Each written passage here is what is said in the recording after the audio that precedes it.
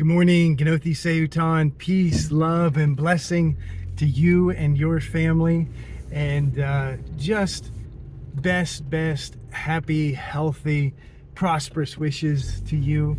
And when we think of happy, healthy, prosperous wishes, of course, we are creating a program. We're creating an energetic program, a program that we can activate ourselves in our own being for ourselves. And so when we attach to unlimited source energy, we can have that energy flowing through a program that we choose to manifest our own desires.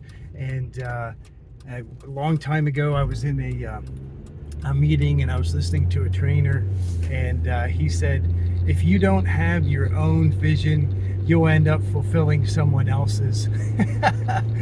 And isn't that true? People end up just working a job, or being in a career that somehow was imposed upon them, or maybe they chose because they felt, well, that's all that I can do, and or that's the popular thing right now, that's the way to make money, or maybe that's the way to achieve social status, whatever. There's we make choices for a lot of different reasons, but having your own vision, being able to support energetically, emotionally, physically, with your actions, your own true authentic self is why we chose to manifest in this reality in this time.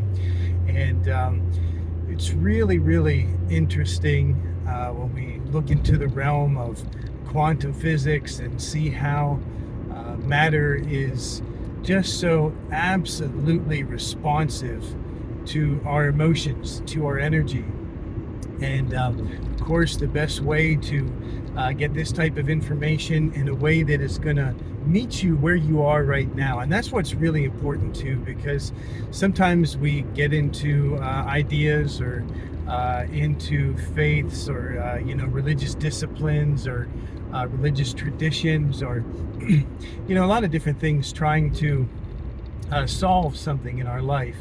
And we may just overindulge ourselves in one particular discipline, and just completely give ourselves over to all of it, without recognizing what we really need right now, and what is really the most supportive, energetic, nurturing thing for us right now in this moment. And that's why it's so powerful to become your own guru, not get of course, I'm not saying that there's anything wrong with any gurus. They're all giving valuable information, but it's when people end up being energetically attached.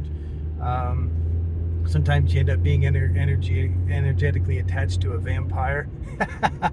And I guess that's part of the learning process.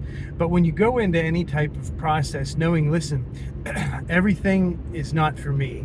I heard a preacher say that a long time ago. He said, just because I'm preaching this sermon, it doesn't mean that it's for absolutely everybody. Sometimes a sermon is meant for just one person, just one person where they are right now, because that one person really needs to hear something specific. And so what happens is, that specific message is delivered to them because that person was really needy. That person really needed at the moment, but the message really didn't apply to maybe anybody else.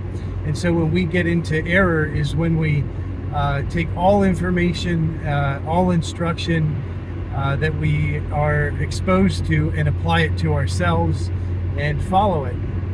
And of course, I totally believe in prophecy, and many of them have come true in my own life, and I've seen many of them come true in other people's lives.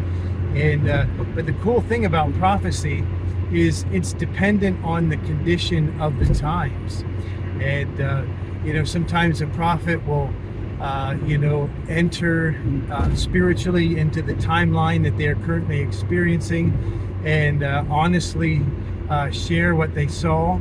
And because that's what would definitely happen if humanity were to continue the way that it was energetically being or thinking, or with its mentality from that point.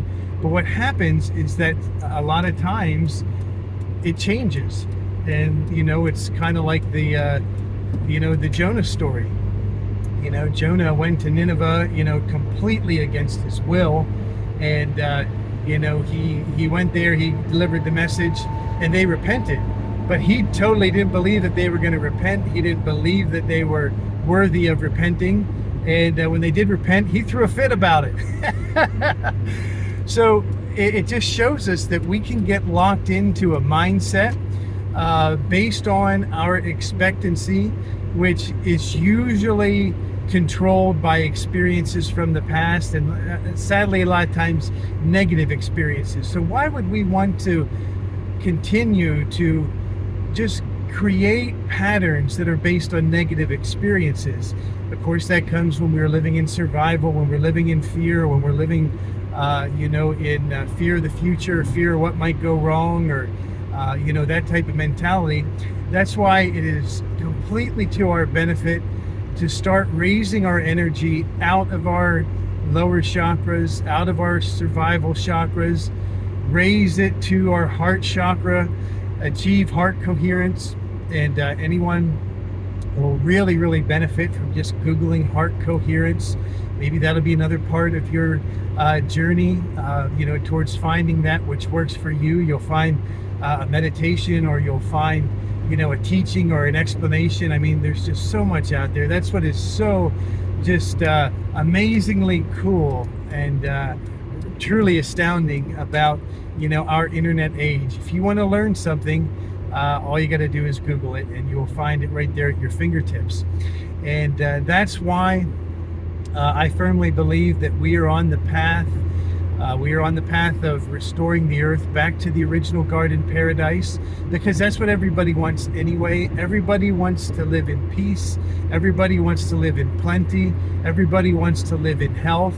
Everybody wants to have a loving relationship with an ascended humanity that is only kind and loving to themselves and to their neighbors. And again, that is one of the oldest prophecies, that is exactly what will happen. And when you look at everything that is available to us now, where we don't have to get stuck, again, listening to everything that somebody tells us, because in the past, that's where humanity went wrong. People recognized, wow, we could create an enemy, we could create a bad guy, we could make the people afraid, we could tell them if we don't go over to this bad guy's land and kill him and take all of his stuff, he's going to come and do it to us. And that's what humanity has been doing, living in the wartime mentality for just a long, long time. And but when you recognize that you don't have to give yourself fully, and it's not even healthy to give yourself fully to any single one guru, teacher, discipline, or just any type of instruction that is influencing you to make decisions about your own life and about what you do with your own energy. The time of the guru is over. It is time for all of us to be responsible for our own personal energy, and in so doing, and not being drug into somebody else's vision and fulfilling somebody else's vision, end up being a crusader and marching off to somebody's land while destroying them and taking all of their stuff, while meanwhile somebody's probably back taking your land and your stuff. That is a pattern that has just been handed down generation after generation, and it comes to us in our DNA. It's handed down to us in our DNA as well. And so sometimes we have those feelings, and really, really powerful part of the Wim Hof teaching is that in our DNA, when that's handed down to us, and when we get out of the reptilian mind and we enter into the higher mind, we enter into the higher self, we can correct that in our DNA. And for people that believe or have experienced the truth that matter is infinite. It lives both in the past and in the future and in the present. So when we make a change, right now in our present, it affects the past. And really, really cool, really, really interesting topic, really interesting subject for you to study. But what happens is that when we decide to be our own guru, to be our own teacher, the old saying is physician, heal thyself. It's because a physician is a teacher, and we're teachers. We're teaching ourselves. We're learning. We are learning, and we love to learn when it's not in a system of judgment and condemnation, like the Prussian method of school, which most of us grew up under. Which the Prussian method is designed to train soldiers. It's not designed to look at every person as an individual being with talents and desires and hopes and the potential to become their own best authentic self. The Prussian system is a system to make everybody conform and follow the strongest ones, and again, to really get them to be obedient and to just march into battle. So we live in a different age. Those types of influences are, quickly diminishing, and humankind is quickly ascending into a higher being. That's another really, really cool thing to look into. Homo sapien sapien, and all of that type of study. But it could definitely be a time of neo, something new, and which we are all destined for. And so when you decide to recognize the influences around you, the teaching and influence that you're listening to, or the news or the political information that is maybe really, really influencing you powerfully to make decisions about your own life, as opposed to you just looking at information and saying, does this serve my own best good? Is this something that is good for me? Is this something that is healthy for me? And that's not selfish. Again, that's the war mind control mentality that is trying to tell you what is good for you and what you can have and what you can't have, because it's trying to mold you into a soldier. But when you recognize that humanity, in general, most people are good-hearted, they're kind, we really, really only want peace. We don't want to hurt each other, we don't want to harm each other, we don't want to see anybody else hurt or harmed. And most of that influence, had to be imposed upon us when we were young. But when we were young, that was never the way any of us felt. We never wanted to hurt anybody, we never wanted to harm anybody. All we wanted to do was play and have fun. And that type of reality is available for all of us. It's not childish, it's not foolish. It is our true, clean, pure destiny, and the ascension of the human race. So love, peace, blessing to you and your family. Have a really, really happy, wonderful day. Great peace and prosperity to you. Genothi Seutan.